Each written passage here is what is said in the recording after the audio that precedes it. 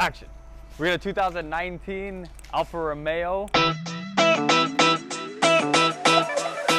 Came through, got a muffler delete. Let's check it out. We got DJ spraying it, so we're gonna go on this side before he sprays my head.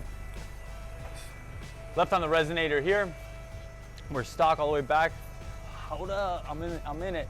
We had to install a little Y pipe right here, and then we ran 2.5-inch piping right out of here. No tips. This is the stock diffuser. It has a little panel right here that we had to take off right here.